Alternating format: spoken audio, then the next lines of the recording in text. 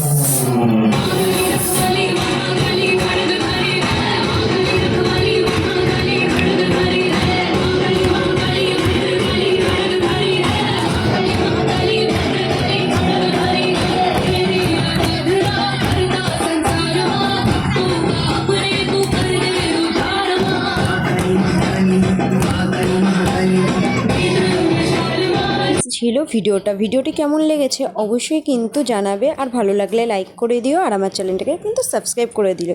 তাড়াতাড়ি একটা অন্য ভিডিও